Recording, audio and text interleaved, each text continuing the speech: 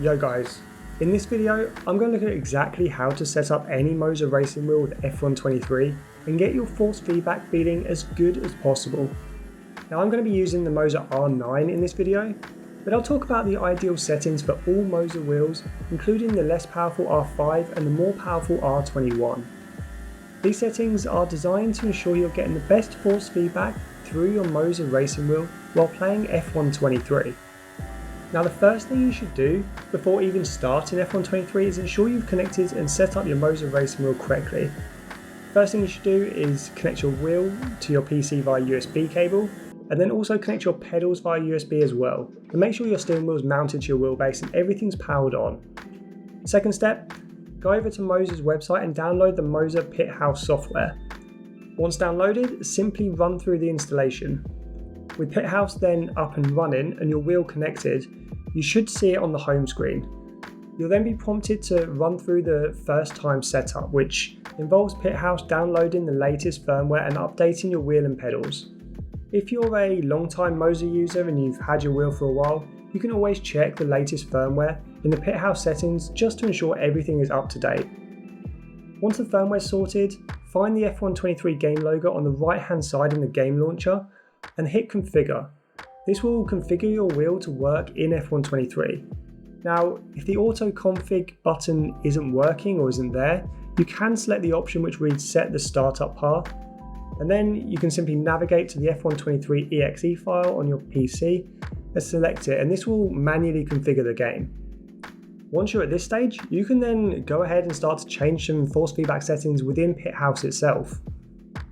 Now I'm going to take a look at our recommended Pit House settings for F123, and there are a lot of settings in Pit House, so I'll run through each one, I'll show you what I'd recommend setting it to, and I'll give you a brief overview of what each setting does. Starting in the basic settings, the maximum steering angle should be set to 360 degrees.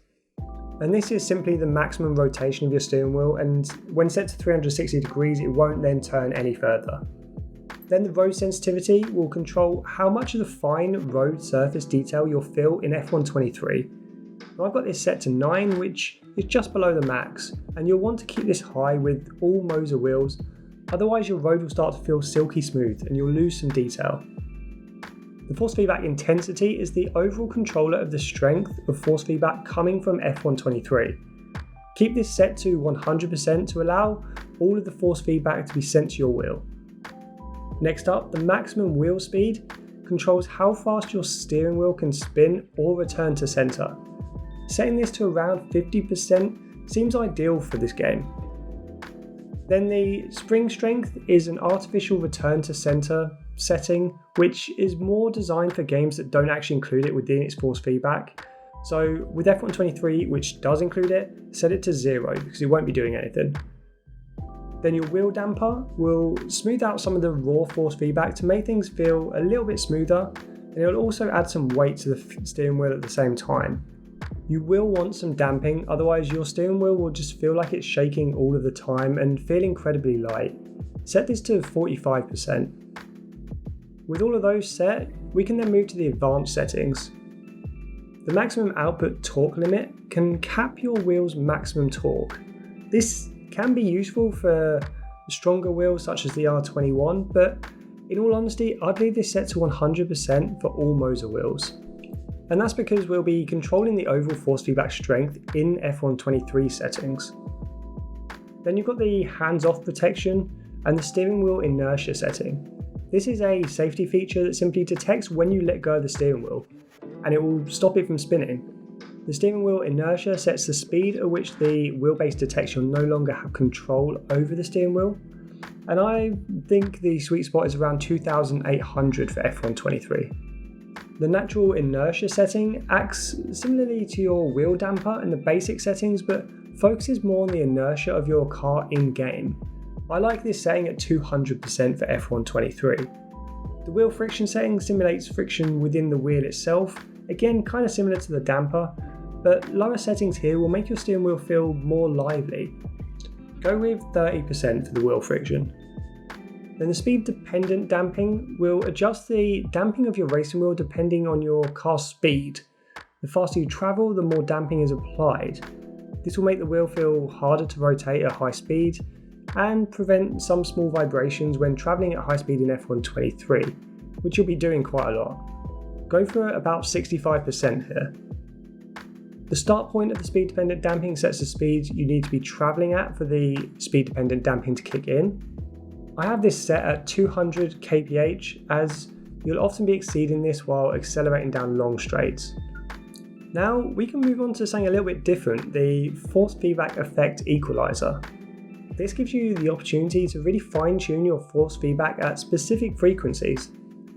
This fine control lets you boost certain sensations while dulling others down. If you don't like a specific vibration at a certain frequency, such as the rumbling on curves, or you just want to boost individual effects, here's a great place to do it. And I've gone for these following settings. At 10 Hz I've gone 80%, 15 Hz 120%, at 25 I've gone 170%, and then at 40 Hz I've done 180%, and 50 I've gone for 160%. You can further fine tune your force feedback by adjusting the output curve, and this can boost the force feedback at different points during the curve. But to be honest, I've got the force feedback feeling pretty good with the basic, advanced and force feedback effect equalizer, so generally I leave this set to a default. Finally, there is another tab titled Miscellaneous. This is where you can control your soft limit strength and a few other settings. The only thing I really do in this tab is turn down my soft limit stiffness to 1 and set the soft limit strength to middle. This is really down to personal preference and relates to how hard you like the soft limit to be at the end of the wheel travel. And that rounds out the pit house settings. Once these are inputted, you can save a preset so you can load it again later, which I'd highly recommend doing. And to make things easy, I'll leave a link below for this preset so you can quickly import it into your version of Pit House. Next, I'm going to boot up F1 23 and run through the force feedback settings to really further optimize how the force feedback feels. It's certainly worth changing the settings in both Pit House and F1 23 to really ensure you're getting the optimal experience. Before inputting these settings, I'd recommend running through the button test in the calibration settings, as this will ensure that the inputs are being correctly recognised from your wheel to F1 23. Then, once everything's definitely working, jump into the vibration and force feedback settings. And the first setting is the overall strength.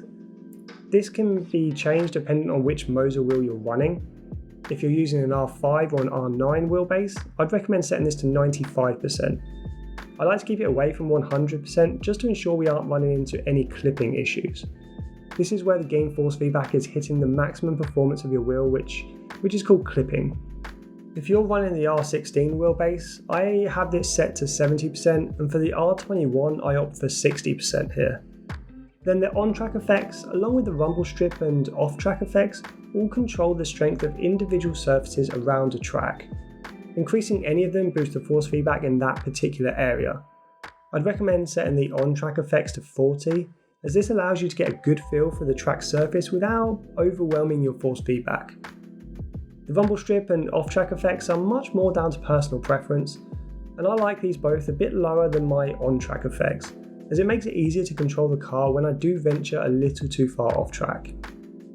The wheel damper setting in F1 23 works very similar to how it does in Pit House. It smooths out some force feedback and adds some weight to your steering wheel. Again, this is very much personal preference, but I like mine set pretty low for most direct drive wheels, including the R9. I've gone for just 20, which adds some weight but doesn't make the steering wheel feel too sticky. If you are using an R5, I'd recommend increasing it to 25 to 30, and if you're using a more powerful Moser wheel such as the R16 or R21, I'd lower it right down to 0. All that's left is to head out on track and test these settings. Personally, I think the combination of F1 23 and Pit House settings are perfect for this year's game, and they really allow the force feedback to do its thing, and in some areas feel better than it did in last year's game. Let me know in the comments below how you get on with these settings, and if you're liking our F1 23 videos so far, including our car setups and tips and tricks, consider subscribing. That way you'll see when we release a new video on our Sim Racing Setups channel. But for now guys, enjoy the settings and I'll see you on track.